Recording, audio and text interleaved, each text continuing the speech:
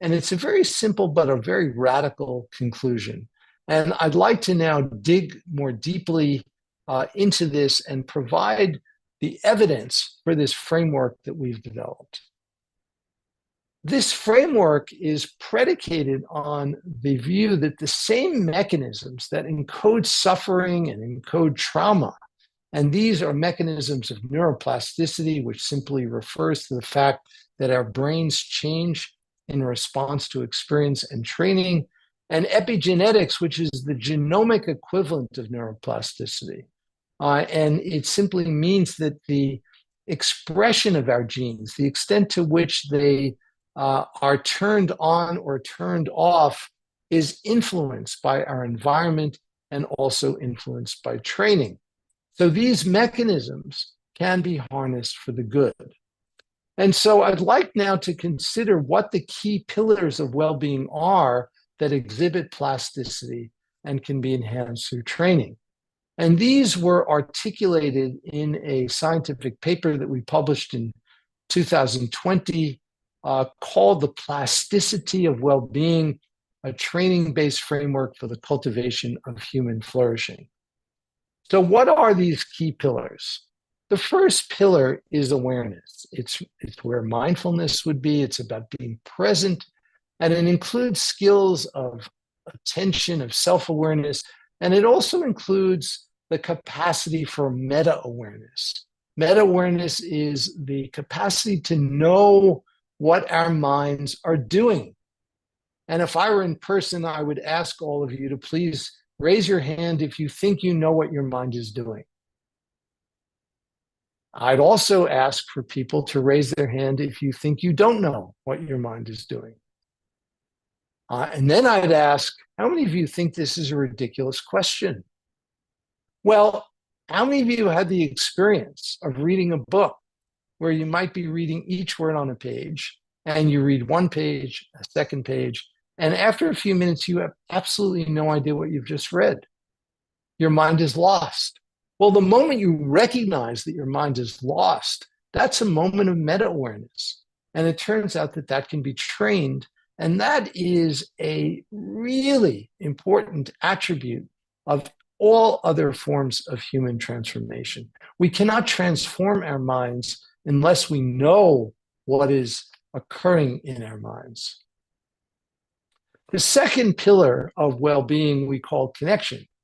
Connection is about feeling connected to others and to our sense of place, to our land, to our context. It includes skills of appreciation, kindness, and compassion. And this is the pillar that the Surgeon General focused on in his health advisory about loneliness. Loneliness is the lack of connection. And it turns out that these skills can be easily cultivated. The third pillar of well-being we call insight. And insight is about getting curious about how our minds work, and particularly getting curious about the narrative that we all carry around in our heads about who we are. We all have a narrative. This is what human minds do. They create a narrative. We have beliefs and expectations of ourselves. And we know that there are some people that have very negative beliefs about themselves and low expectations of themselves. And of course, that's a prescription for depression. And what's really important for well-being is initially not so much changing the narrative, but it's changing our relationship to this narrative so that we can see the narrative for what it is. And what is it? It's simply a bunch of thoughts. And if we can see it in that way, it can loosen the grip that this narrative has. It can loosen the extent to which the narrative hijacks us. And we can be a lot more free in how we see things and in how we act. And finally, the last pillar of well-being is purpose. And purpose is about staying motivated. It's about clarifying our values and finding meaning. And it's not so much about finding something more purposeful to do with our lives, but how can we find meaning and purpose even in the pedestrian activities of our daily life? Can taking out the garbage be deeply connected to your sense of purpose? And of course it could be. It just requires a little bit of reframing, and we can easily learn to do that. So I'm going to now take us on a deeper dive and talk about each of these pillars in a little bit more detail and give a little bit of scientific evidence for each. So the first is awareness. And here I'm showing you a picture of one of my heroes, William James.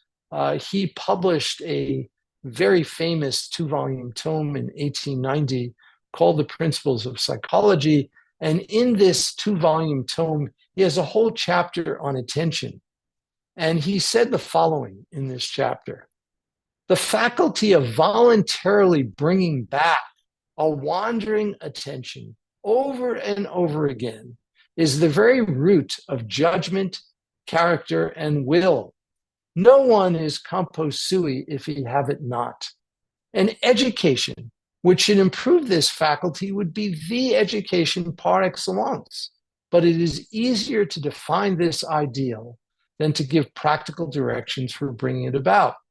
I think if William James had more connection to contemplative traditions, he would have instantaneously seen that if nothing else, they provide a method for educating attention. This is something really important. And the fact that we don't systematically bring the education of attention into our school curricula, K through 12, to help our youth is nothing short of really a moral failing. And it's something that we and many others are now trying to encourage. So one of the ways we've studied this is by looking at the brain activity of people who've spent years training their mind to better focus their attention and to do other things with their mind. This is a picture of a young Tibetan monk, happens to be someone quite well known by the name of Mingyur Rinpoche, and who, by the way, wrote one of the, what I consider really one of the very best books on meditation for anyone who is interested in learning. The book is called The Joy of Living. And here we are testing his brain electrical activity while he's meditating. And at the time that we first tested Mingyur Rinpoche, which is in 2002, he spent on average about 62,000 hours of his life formally meditating. Now, you can do the arithmetic at home, but I promise you 62,000 hours is a crazy big number. So we decided we'd start there to see if the brains of these folks were different. Because if we didn't see anything different in Mingyur Rinpoche's brain, then it's very unlikely we'd see differences in the brains of ranked beginners who are just starting to meditate. So we did that, and sure enough, we see these dramatic differences that you can see with the naked eye, which is almost unheard of in this kind of research. So if you look on the right of this figure, you see recordings of brain activity from the scalp surface, and these dense squiggly lines are depicting gamma oscillations. These are very fast frequency oscillations. They're on the order of about 40 cycles per second, and they're indicative of states of attention, and also they're a marker of plasticity of the brain itself. And we see the prominence of these oscillations in these long-term meditators, and we see it not just when they're meditating, but we also see these oscillations significantly more than in age and gender matched controls in the resting state when they're not formally meditating. So this is a marker of brain function that seems to have something to do with the qualities that they're cultivating when they're meditating. Now, let me move on to connection and here introduce a very different strategy for doing research. And I'll sort of go back and forth among these strategies. But the work with very long-term practitioners is super exciting and really suggests that the brains of these long-term practitioners are different. But a skeptic can say, well, maybe these people were different to begin with. After all, most people don't elect to live a life like a monastic. Most people will not meditate for hours every day, day in and day out. And so, what about a more typical person? And what about much shorter periods of practice? Does that make a difference? So, in this study that I'd like to highlight here, we recruited volunteers who never meditated before, but were interested in learning something to cultivate their own well-being. That's how we advertised it. And one group was randomly assigned to a condition where they were instructed to meditate on compassion. And the basic instruction for this group had them bring a person into their mind and their heart. And we started with a loved one, where you have an uncomplicated, loving relationship. Bring them into your mind and your heart, and think of a time in their lives when they may have had some difficulty. And then cultivate this strong aspiration that they be relieved of that difficulty, that they be relieved of suffering. And we taught them a simple phrase to use to silently repeat in their mind, like, may you be happy and enjoy the conditions of happiness. May you be free of suffering and the causes of suffering. So we just had them repeat a phrase like that, or any other phrase that they came up with themselves that was similar in content.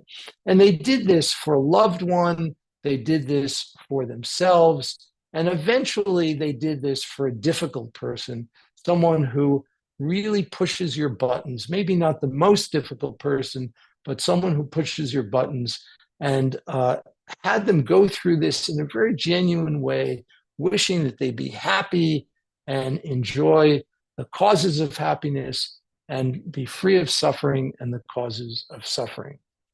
And we did this for 2 weeks. So practitioners, beginners were using this training every day for 2 weeks for 30 minutes each day. And they were compared to a group that was randomly assigned to use a strategy that's derived from cognitive therapy. Cognitive therapy is an empirically well-validated treatment for anxiety and depression, and also to cultivate well-being. And in this cognitive therapy, they were taught to cognitively reappraise negative events so that they reappraise them to be more positive. They don't attribute them to themselves. And they went through a systematic training to reappraise these events. So that's what we did in this experiment. And then after 2 weeks, we gave them a task to assess their pro-social behavior. Now, why did we measure pro-social behavior? We wanted to measure this because we believed that the compassion training would specifically cultivate more altruistic behavior among the people.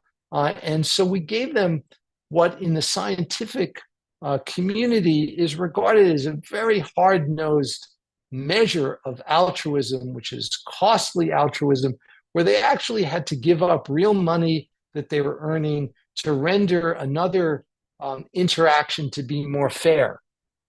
And we tested them at the end of 2 weeks, and the participants randomly assigned to compassion training in green behaved significantly more altruistically compared to their counterparts who were trained in this cognitive reappraisal training. So they showed a real difference in their pro-social behavior, and their brains changed. After just 2 weeks of training, this is 7 hours of training. 7 hours was sufficient to produce a measurable change in the brain that we can measure with MRI. The details of this are not important. What's important to know is that it doesn't take much to get these circuits in the brain going. Now, I want to, in the next few minutes, cover insight and purpose. And insight, as you may recall, is a curiosity-driven self-knowledge, particularly knowledge of the narrative about the self that we all have. And one way we can actually evaluate this is similar in style to how a cardiologist might evaluate your heart. If you went to a cardiologist to measure your cardiac function, the cardiologist may have you exercise on an exercise bike or a treadmill to stress your heart. And in response to that stress, the function of the heart can be observed. In the same way, we want to stress the mind and the brain. We want to stress it, but we want to stress it in a way that's ethical and also, obviously, with fully informed consent. And one of the most ecologically valid ways of stressing the mind and the brain is with physical pain. We've all been exposed to physical pain. We all know what pain feels like. And pain is a very realistic stressor. And we can deliver pain to a person very safely by using heat. And it creates a burning sensation. And the way we do it is we strap a device to the wrist area. This is called the ulnar area of the wrist. It's really sensitive. We have a little device that we strap on, and through this device, we can circulate water very rapidly, and we can regulate the temperature of that water. And doing this allows us to control the extent to which this plate that they have strapped onto their wrist is hot. And so we can deliver the painful stimulus in a way that is very well controlled and very safe. So let me share with you this experiment that we did. This is an experiment that involved bringing very long-term meditation practitioners who specifically were practicing a kind of meditation that involved insight. And we compared them to a group of novice meditators who just were learning this practice for 1 week. And they were age and gender matched. And we brought them to the lab and we gave all of them this experience of heat. They all had a taste of what this was. And then we brought them into the MRI scanner. And what we did in the MRI scanner is we strapped on this device and we told them in a very simple experiment that when you hear a tone, beep, 10 seconds later, you're going to get zapped with this heat. That was the experiment. So watch what happens when the non-meditators come into the lab and they are given this tone. Now, I should say that we are searching in the brain in areas that are called the pain network. This is a set of regions in the brain that we know to be pain responsive to this kind of physical pain. So the non-meditators come in, they hear the tone, and as soon as they hear the tone, their brain is on fire. That's all that's happened. They haven't gotten the heat, but the brain is responding as if it's already been zapped. And this is due to this anticipation that these participants have. Then when the painful heat comes on, they continue to respond. And then when the heat goes off, they show a very slow recovery. Now let's contrast this with the long-term meditators. They come in, they hear the tone, nothing. There's literally no significant activation at all in any regions of the pain network. Completely inactive. But then when the heat comes on, they show a massive response. And the response in certain areas of the brain is actually significantly larger than in controls. And then when the heat goes off, they immediately and rapidly return back to baseline. Folks, this is the neural signature of resilience. And this can be learned. So finally, I want to turn our attention to purpose and just illustrate with one little data point that purpose turns out to be the single most important psychological predictor of longevity of any characteristic that's been studied among older people. So let me give you an illustration of this. This is a study where people who are 70 years and older were followed over the course of 5 years. And what we show here is people separated into the 10th percentile, the lowest percentile on having a low sense of purpose. That's the solid line. And participants in the dotted line are very high in having a strong sense of purpose. They're in the 90th percentile. And on the y-axis is the likelihood that they die over the course of this 5 years. And these participants all are matched on pre-existing medical conditions at the start of this study and then followed over time for 5 years. And you can see that the folks who were in the 10th percentile with the lowest sense of purpose end up dying sooner. Having a strong sense of purpose really matters. Okay, now I want to end by sharing a little bit with you about the scaling of well-being in our Healthy Minds program. We've put a curriculum together to train each of these 4 pillars of well-being in the Healthy Minds program. It's available as an app. It's totally free. There's absolutely no paywall. And it's the only app that is available that is truly evidence-based. There are 2 randomized controlled trials that have been published illustrating its effectiveness.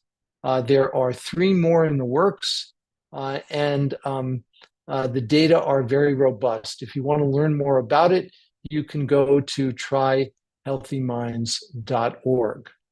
And I want to now, I'm going to end now and not share any of the data from the Healthy Minds program, and end with a little meditation practice that we can all do together. And I'll just share with you this final slide with links to our websites. You can check out the Center for Healthy Minds and Healthy Minds Innovations to learn more about what we do. And now we can do a little practice together that combines all 4 of these pillars of well-being. So for those of you, I guess all of you are in front of a screen, perhaps you'd like to close your eyes. If you'd like to keep them open, that's fine too. You can softly gaze. And let's find a posture that is upright, not too tight, not too loose. And whenever we begin a practice like this, we like to remind ourselves why we're here, why we're taking the time to do something like this. And let's consider the possibility that training our mind and opening our heart is beneficial not only for ourselves, but for all the others that we touch directly or indirectly.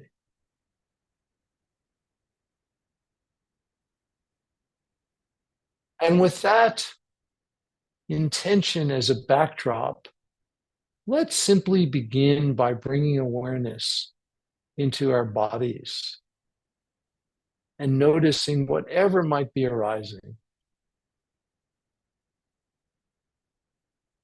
And the invitation here is not to change anything, not to fix anything. It's simply to use the body as support for our awareness.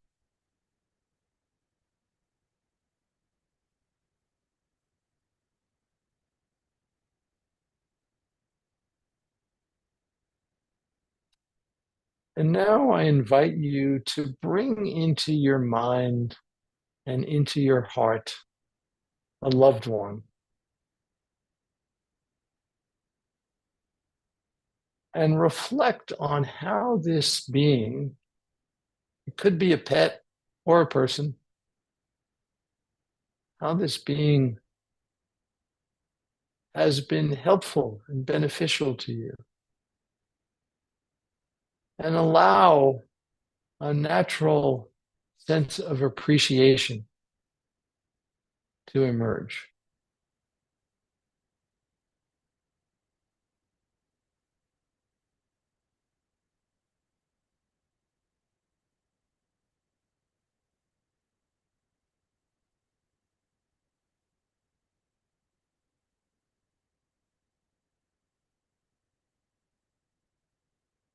And now for insight, I'd like to invite you to bring into your mind a challenge that you're currently facing. Not necessarily the most significant challenge, but some challenge that you're facing or that you faced recently.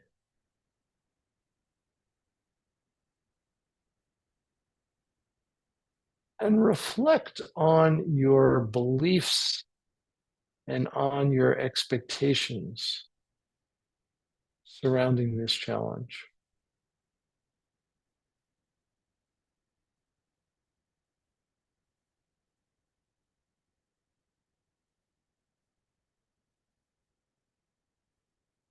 And now imagine what it might be like for you to face this challenge with a very different set of beliefs and expectations.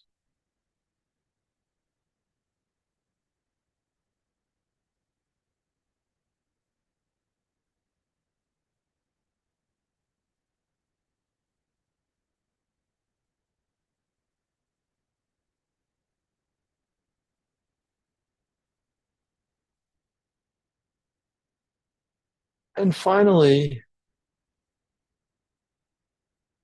we're all here together because of some recognition that cultivating our minds and our hearts may be beneficial. And see if you can tune in to some larger sense of purpose that these practices might be serving.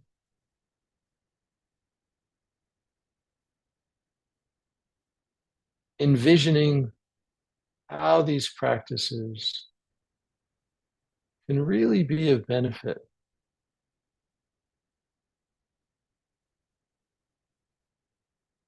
to all of those people and beings that you touch directly or indirectly. So for those with eyes closed, please open them, and we can re-engage. And thank you all. Thank you so much, Richie. You covered so much so efficiently and practically, and we've received a lot of good questions, and I'm going to see, you ready for this? How many we can squeak in here to our last 10 minutes or so together. One question about purpose, because you mentioned how even taking the trash out can be a purposeful moment. And in this final part of the meditation, you were directing us towards this notion of how we are with ourselves impacts other people. It seems like you're pointing to how we can have work with ourselves and in a moment by moment way, even doing, as you say, pedestrian activities purposefully. But I'm wondering if you can clarify this some for people who are confused about the purposeful taking out of the trash, for example. Yeah, I mean, I can give you an example from my own life that really started during COVID. At the very beginning of COVID, I think most of us were not traveling, and I had been traveling so much before then, and then all of a sudden I'm not traveling and finding myself at home and therefore being available for doing daily chores that I might not otherwise have done daily. And we have a cat at home, and the litter box needs to be scooped every day. And I did a little ritual around scooping the litter. And it really became a purposeful act for me. I loved, and I still do love doing it, reflecting on how it's kind to the cat, it's kind to on people who come into the house, so they don't have to smell this. And it is just something so simple, and really can transform what I might have, a number of years ago, sort of groaned in response to having to do on a daily basis, to totally embracing it and looking forward to it. Um, so it doesn't really take much. It's Well, it's so simple interesting. that it just Yeah. it's Yeah, it's it interesting because I yeah, think when you first hear something like purpose, you think it's something like, I'm going to have to volunteer someplace or it's something grand. I mean, you're bringing contemplative discoveries to people all over the world, but you're pointing to it in a different way of sort of how I can purposefully bring benefit to my immediate environment and to the people who I touch right here, right now. It's different. exactly, exactly. Now, Yeah. another question, the pillars, are they related to specific networks in the brain? How did you identify these are the four categories? Yeah, great question. And it's not a simple answer. Some of them are associated with very well-defined identifiable networks. The one that's really not is purpose. Purpose affects a lot of different networks, but it itself is really complex and involves many different brain regions. And the way we came to these four pillars is by simply asking what is the Venn diagram overlap of core pillars of well-being that have received scientific attention that we know in one way or another are rooted in neural circuits, even with purpose being more complex, and that have been addressed in the contemplative traditions as something that's trainable. And these are the four that fit that overlap.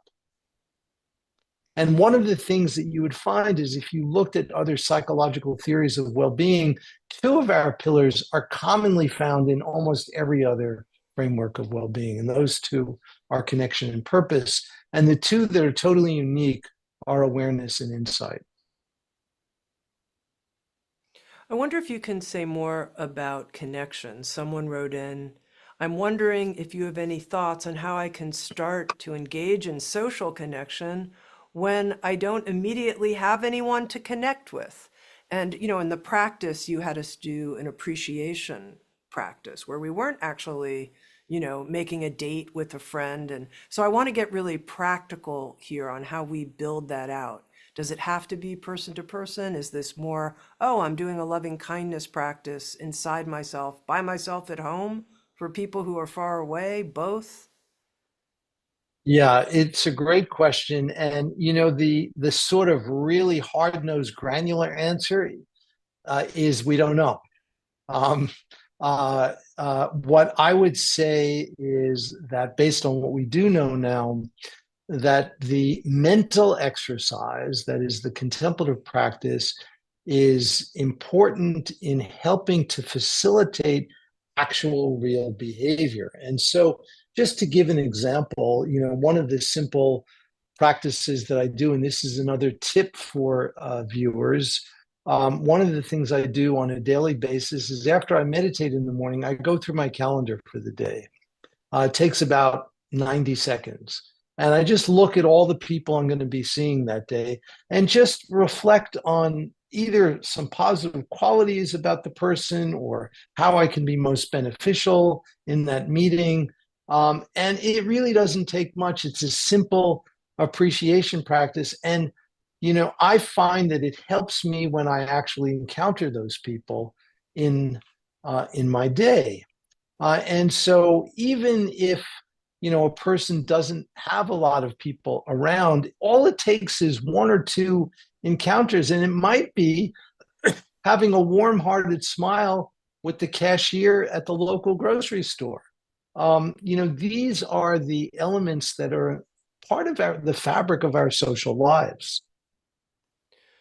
Tina writes in, you mentioned that training the mind is more effective than pharmaceuticals for mental health conditions, but I imagine you feel there's a time and place for psychiatric medications. What is that? In which cases are they most effective? And I realize this is a complex question to be throwing at you, but maybe you can give us a framework for thinking about it. Sure, I'm happy to. And the Tina's comment is not quite accurate in terms of what I said. What I said is that mental exercises like meditation can produce more specific changes in brain circuits than any known pharmaceutical. That's what I said. And so I am certainly someone who's not anti-medication. I believe that the judicious use of medications is important in certain conditions. And basically, very serious psychiatric disorders that are not responsive to other less side effect producing strategies may warrant the use of medication. And so I think, someone with a serious psychiatric disorder who wants to meditate, my advice to them always is please do this with a trained mental health professional who's also a meditator. Unfortunately, there are now, quite a few of those kind of folks around. So, Richie, someone who has listened to this presentation and says, okay, I want to do a personal inventory of these four pillars, see where I'm at, and I want to work on my situation to increase my well-being. Yes, I can sign up, I can get the Healthy Minds app. That's going to help me. What other suggestions do you have for how somebody takes these four pillars and says, I'm going to make this real in my life. I'm going to practice this. Yeah, so that's a great question. Thank you for asking. Part of what we offer in the Healthy Minds program is actually an assessment tool. It takes about 3 minutes, and you can assess how you're doing with awareness, connection, insight, and purpose. And actually, if you're doing the app, every 28 days, we give you the assessment tool again so that you can see how you change over time. And that's really helpful feedback that can provide some suggestions for what would be most important to work on.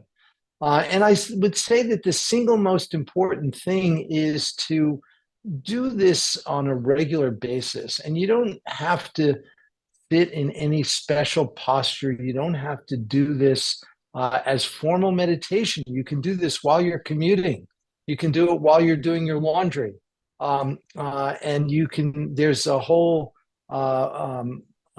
method in our app. You can do it as what we call active practices while you're doing these other activities of daily living. And the research shows that if you spend 5 minutes a day doing this on a regular basis, change will occur. And one of the things I like to remind viewers of is that when we first evolved as a species on this planet, none of us were brushing our teeth. And I'll bet every person who's watching this brushes their teeth every day and spends a few minutes doing it. And what's kind of remarkable is that brushing our teeth is not in our genome. It's something that we've learned to do. And the evidence, the scientific evidence shows that if we spend even as short a time each day as we spend brushing our teeth, nourishing our mind, this world would be a different place. So the invitation is to please join us on this journey. And the best form of meditation you can do is whatever form of meditation you actually do a few minutes every day. Richie, I have a sort of strange question to end on. And that is, you shared with us how real the well-being crisis is in our world and how it's accelerating. And, I have a lot of empathy for people who are really suffering from a lack of well-being. And I want to address that person who's listening to this, who says, you know, the fact is my motor's not turned on exactly. Like I want to make this move. Richie's saying 5 minutes a day. I have 5 minutes a day, but my motor's not on. I don't know how else to put it. I don't have, and I'm wondering if from all the research you've done, the most effective single thing someone can do to kind of get that fire in them to then take the 5 minutes and take the next steps, what you found. Yeah, it's a great question. And, honestly, Tami, it's hard answering it kind of in the abstract without knowing more. But let me say a few things. One is that simply becoming aware that your motor is so-called not turned on is itself beneficial. That's awareness. That is meditation. You can become aware that your motor is not on. And that actually, if you do that on a regular basis, it's helpful. So that's the first thing. The second thing is that there are times when what's best to do may not be a form of meditation. It may be to take a walk, to do some kind of physical exercise, to get the motor going in a more direct way. And, that's really could be really beneficial as well. We know that the most effective strategy, non-pharmacological strategy to increase neuroplasticity in the human brain is actually through aerobic exercise. And so doing some kind of physical exercise to get that motor going can be helpful and can contribute to long-term benefit. Dr. Richie Davidson, thank you so much for bringing the framework of the 4 pillars, the work of the Healthy Minds app, introducing us here, giving us a taste on Sounds True 1. I hope very many of us will follow up, and thank you so much for everything you're doing. What a great bodhisattva you are in the world. Thank you. Thank you, Tami. And the same goes to you. Thank you for all you're doing. And I really appreciate your work and your commitment, your tenacious commitment to bring this to so many people. So thank you. Thanks, Sounds True Oneers.